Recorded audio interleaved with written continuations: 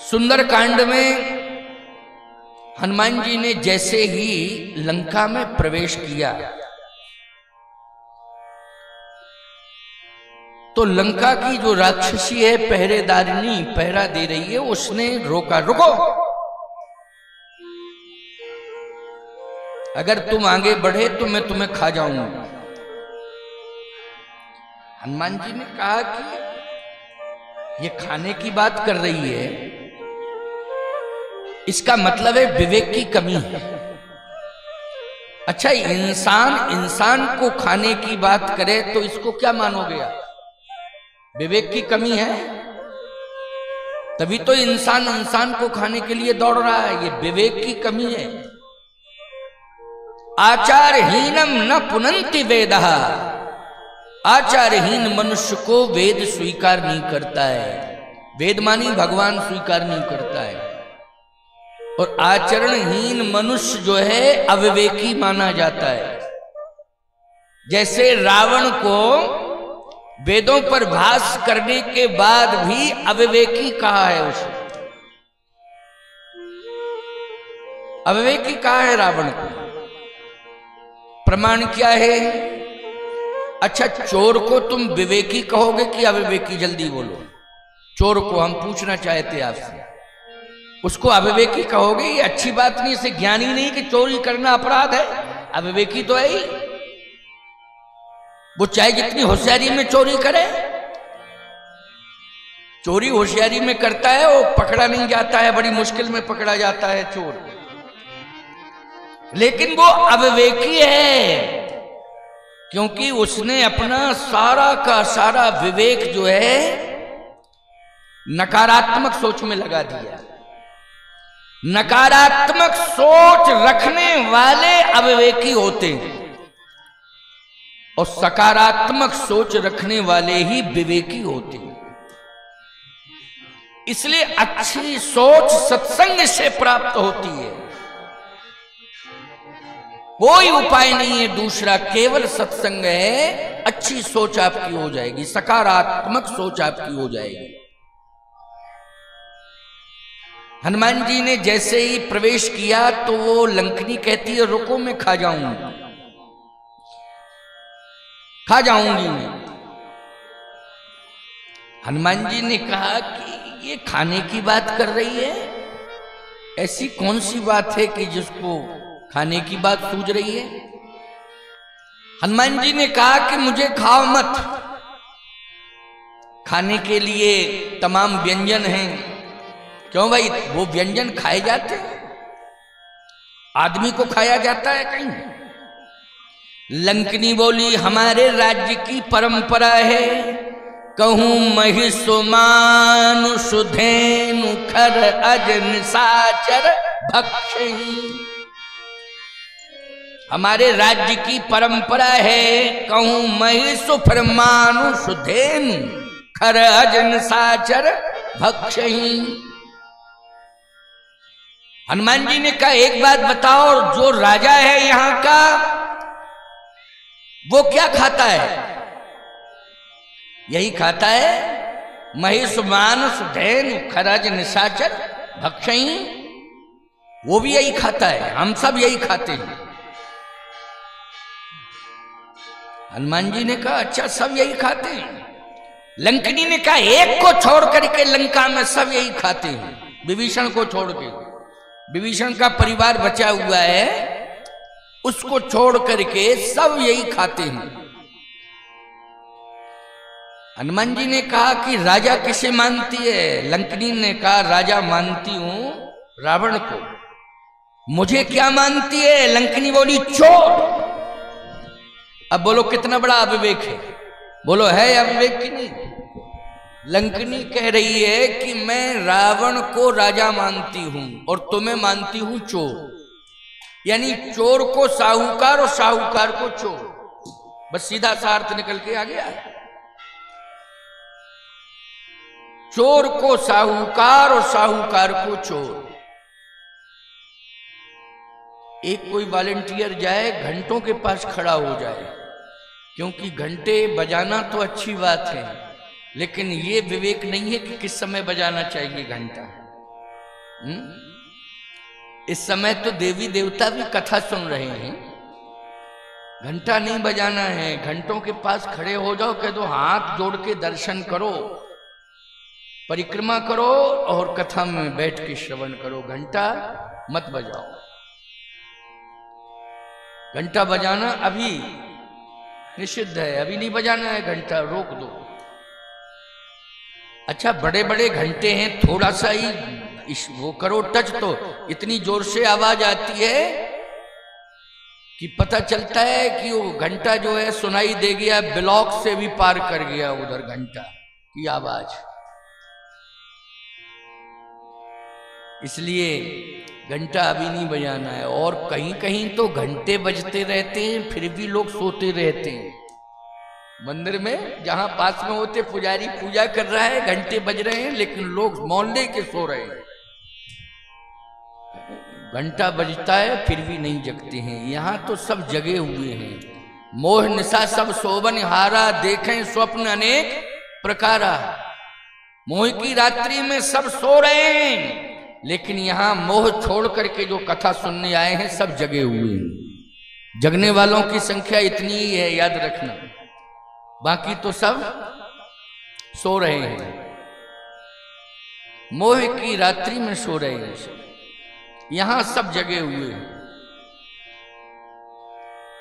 एक बार कथा हो रही थी, सामने ये घर था, उस घर में केवल एक बुढ़िया रहती थी और कोई नहीं रहता था, केवल एक बुढ़िया रहती थी। सामने घर था, रोज कथा में आती थी वो। उसका मन जो है मकान तरफ रहता था। सब देखें वक्ता को, वो मकान को देखे अपने घर को सामने। एक दिन तो आश्चर्य हुआ कि वो खड़ी हो गई और ऐसे देखने लगी। तो मैंने कहा कि मैं रोज देखता था कि तू जो है वहां मकान की ओर देखती थी, मैं समझ गया तेरा मकान है, लेकिन आज तू खड़े होकर के क्यों देख रही है? क्यों देख रही है? क्या ताला लगा के नहीं आई है आज? बोले लगा के तो आई हूं, लेकिन हिला के नहीं आई हूं आज। देखो भाई, उसका मन जो है उसी ताले पर रखा हुआ है। इसका मतलब यह है कि वो भी मोह में सोई हुई है। किसमें सोई है बोलो भाई? मोह में सोई हुई है। मोह की निशा में वो सोई है। वो बैठी लोगों के बीच में है, श्रोताओं के बीच में बैठी है, लेकिन मोह की रात्रि में वो सोई है। नहीं नहीं नहीं, ताले कितने टूट जाते हैं, चोरियां हो जाती हैं, क्या ताले बचा पाते हैं? नहीं, ये भ्रम है केवल, ये तो भ्रम है। जिसे जाना होगा वो चला जाएगा, वो रुक नहीं पाएगा, और जिसे रुकना होगा ले जाने वाले उसको कभी ले नहीं जा पाएंगे। इसलिए हम सब जागृत अवस्था में बैठे हुए हैं, कथा सुन रहे हैं। सुनिए जरा। हनुमान जी ने कहा कि मुझे चोर बता रही है, और जो लंका का राजा है उसे राजा बता रही है, वो साहूकार है। लंकनी ने कहा अच्छा राजा को क्या मानते हो तुम? लंका के राजा को क्या मानते हो? हनुमान जी ने कहा 110 शीस स्वान की नाई, ओ इत उत चले उचित भड़याई। भड़या, भड़या मानी चोर, ये बुंदेलखंडी भाषा है। भड़या, भड़याई, भड़याई शब्द का अर्थ है भड़या। मैं उसे चोर मानता हूं, प्रवृत्ति में स्वान मानता हूं और कर्तृत्व में चोर मानता हूं। स्वान जैसी प्रवृत्ति है और कर्तृत्व चोरों जैसा काम करता है। वो चोर है, वो राजा नहीं है। लंकनी ने कहा कि मैं तुम्हें अभी खा जाऊंगा, क्योंकि तुम राजा को चोर बता रहे हो। चोर तुम हो। हनुमान जी ने कहा गलत, मैं चोर हूं ही नहीं। मैं तो भगवान राम का भक्त हूं, सेवक हूं, रामदूत हूं, मैं चोर नहीं हूं। लंकनी खाने के लिए दौड़ी। ये देखो अविवेक है। अच्छी बात किसी को समझाई जाए और वो टूट पड़े तुम्हारे ऊपर, तो उसको क्या माना जाएगा? अविवेकी। यही है अविवेक। अच्छी बात कह रहे हैं, मानने के लिए तैयार नहीं है। अच्छी बात मानने को तैयार नहीं है, मारने को तैयार है। क्यों भाई? अच्छी बात पर मारने को तैयार है, मानने को तैयार नहीं। हनुमान जी को खाने के लिए दौड़े। हनुमान जी ने प्रहार किया। मुष्टिका एक ताहि कपिहनी, मुष्टिका एक ताहि कपिहनी,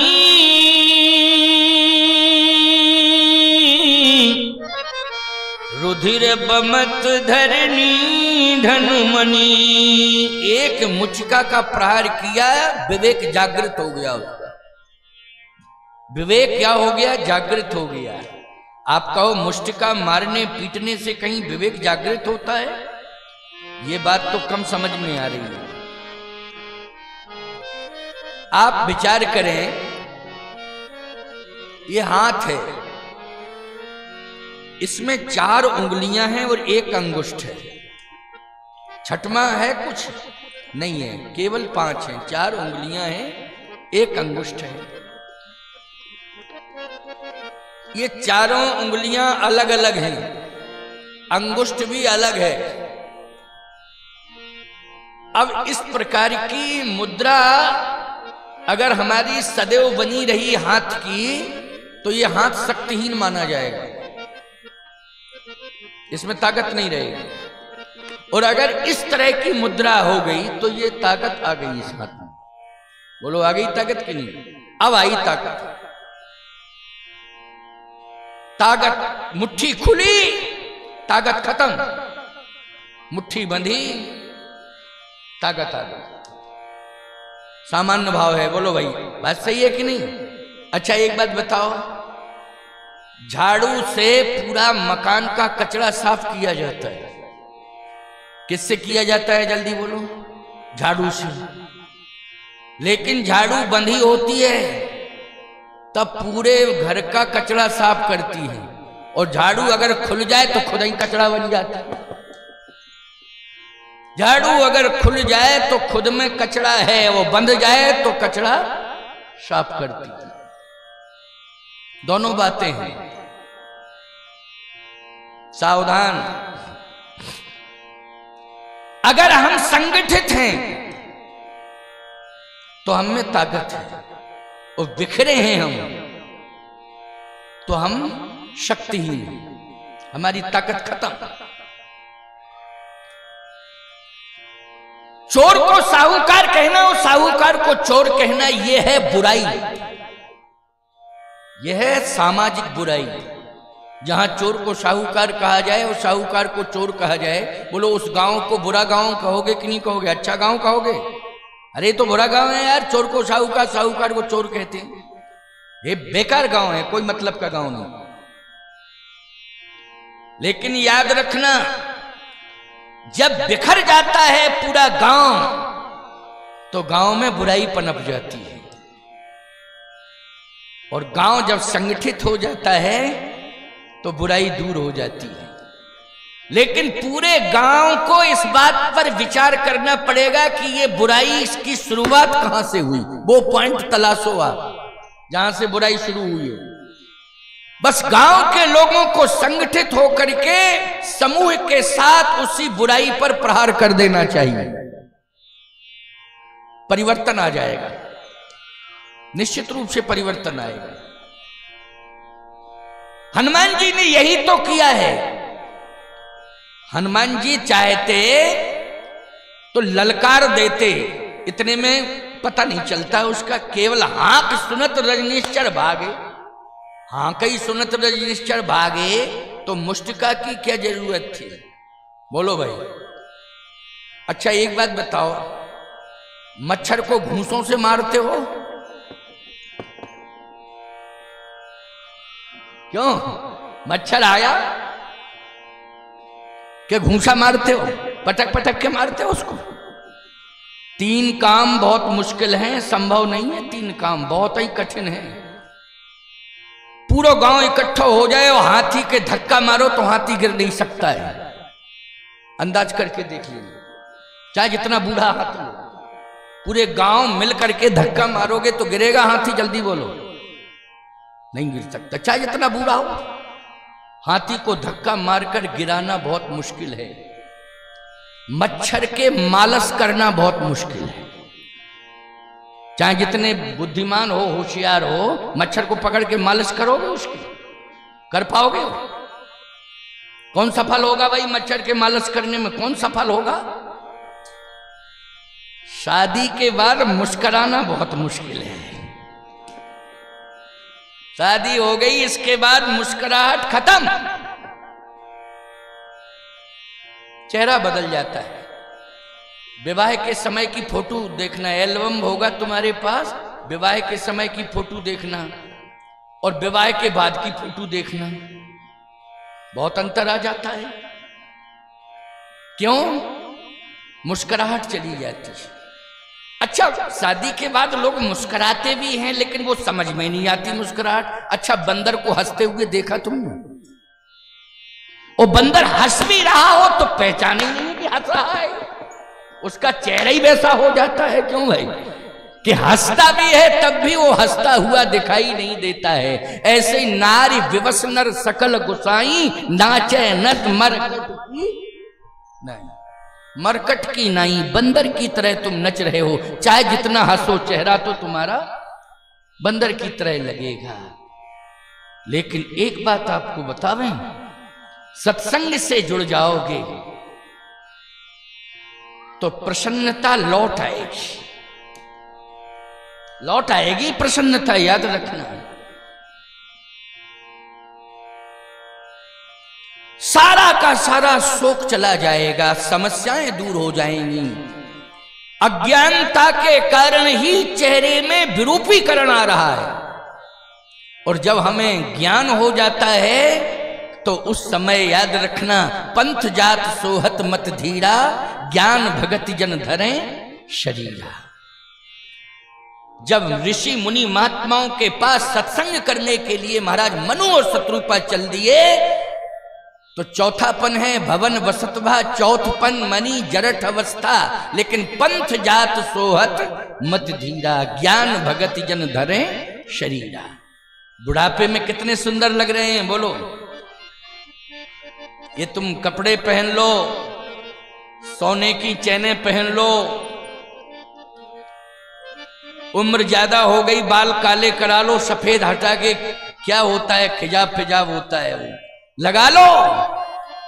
लेकिन आंखें ये जवाब दे देंगी कि तुम कितने कष्ट में हो, कितने कष्ट में हो, ये आंखें बताएंगी। ये आंखों ने जवाब दे दिया है कि तुम इस प्रकार की स्थिति से गुजर रहे हो। तुम्हारी नासिका बता देगी कि तुम इस तरह से अपने जीवन को व्यतीत कर रहे हो। तुम्हारा चेहरा बता देगा, सीधी सी बात। लेकिन चेहरे को अगर सुंदर बनाना है तो ये सौंदर्य प्रसाधनों के माध्यम से सुंदर मत बनाओ। चेहरे को ही सुंदर नहीं, जीवन को सुंदर बनाना है तो सत्संग से जुड़ जाओ। चेहरा ही सुंदर नहीं, पूरा जीवन सुंदर हो। हनुमान जी महाराज ने सत्संग किया है। आप कहो सत्संग किया कैसे? ये ज्ञान की मुष्टिका है। ये मुष्टिका वो ताकत वाली मुष्टिका नहीं है। ये कौन सी मुष्टिका है, जल्दी बोलो? ये ज्ञान का प्रहार किया है, इसलिए ज्ञान का प्रहार हुआ है। तो सत्संग की बात कर रही है, वो भाषा बदल गई। क्या कहती है? तात मूर्यति पुण्य बहुता, तात मूर्यति पुण्य बहुता, देखूं नयन राम कर दूता, देखूं नयन देख्यू नयन राम कर दूता, देख्यू नयन राम कर दूता। जब रावण ब्रह्म बर दीना, जब रावण ब्रह्म बर दीना। चलत बिरंच कहा मोहि चीन्हा, चलत बिरंच कहा मोहि चीन्हा। विकल होश ते कपि के मारे, विकल होश ते कपि के मारे। तब जानशि निश शर संहारे, तब जानशि निश चर संहारे। तब जानशि निश शर संहारे। तब जाने से निश चर संहारे। भाषा बदल गई, अविवेक से दूर हो गई, विवेक जागृत हो गया। चोर को चोर कहने लगी, साहूकार को साहूकार कहने लगी। ये ज्ञान का प्रहार हुआ है। बोलो विवेक जागृत हुआ कि नहीं हुआ? तात स्वर्ग अपवर्ग सुख धरिए तुलायक अंग, तूल न ताहि सकल मिले जो सुख लव सत संग। तात स्वर्ग अपवर्ग सुख धरिए तुलायक अंग। आज स्वर्ग का आनंद सुख, वैकुंठ का सुख और जितने प्रकार के सुख हैं, उन सभी सुखों को, समस्त सुखों को तराजू के एक पल्ले पर रख दो और आज जो थोड़ा सा सत्संग आपके द्वारा मुझे प्राप्त हुआ है उसको दूसरे पल्ले पर रख दो, तो आज के सत्संग का, थोड़ा ही सत्संग का पल्ला सभी पुण्यों से, सभी सुखों से भारी पड़ रहा है। आज मेरा जीवन धन्य धन्य हो गया है, कृतकृत हो गया है। बोलो भाई, राक्षसी का हृदय परिवर्तन हुआ, हृदय परिवर्तन। सत्संग बोलो हृदय परिवर्तन करता है। मांसाहारी थी, कहूं महिष मानस धैन खर अज निशाचर भक्षई। बोलो मांस भक्षण करने वाली थी कि नहीं थी? इसलिए तो कह रही है आज मैं तुम्हें खा जाऊंगी। खाने का मतलब क्या है? मांस खा रही है। मांस भक्षण करने वाली, गौ हत्याएं करने वाली, याद रखना आज उसका हृदय परिवर्तन हो गया। ईमानदारी के साथ बताओ, सदन कसाई, कसाई का काम क्या होता है? जरा बता दो, कसाई का काम क्या होता है? कसाई का काम है हत्याएं करना, यही तो कसाई करता है। लेकिन तारे सदन कसाई, बोलो सदन कसाई का उद्धार हो गया कि नहीं हो गया? सदन कसाई का उद्धार हो गया, उसका भी हृदय बदल गया, हृदय परिवर्तन हो गया और वह भगवान के धाम को प्राप्त किया है, भगवान को प्राप्त किया है। और आज लंकनी ने राम को तो नहीं प्राप्त कर पाया, लेकिन रामदूत को प्राप्त कर लिया है। हनुमान जी का दर्शन हो जाए तो राम जी का दर्शन अपने आप हो जाता है, अलग से राम दर्शन की कोई आवश्यकता नहीं है। हनुमान जी का दर्शन हो गया, राम जी का दर्शन अपने आप हो गया। आज लंकनी कहती है कि मेरा कल्याण हो गया। कह रही थी प्रवेश नहीं कर सकते हो, मैं खा जाऊंगी, लेकिन आज कह रही है प्रवेश नगर की जय सब काज, प्रवेश नगर की जय सब काजा,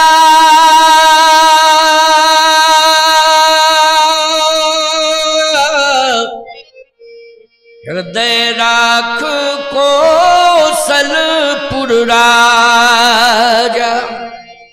रास्ता क्लियर है, निकल जाओ। अब लंका में कोई भी चाहे जितना प्रयास करे तुम्हारा कुछ नहीं बिगाड़ सकता। यही बात सुरसा ने कही थी, राम काज सब करियो तुम बल बुद्धि निधान, आशीष दे गई सुहरस चलो हनुमान। सुरसा ने भी यही बात कही थी और लंकनी भी यही बात कह रही है, निश्चिंत होकर के जाओ, तुम्हारा कोई कुछ नहीं बिगाड़ सकता है।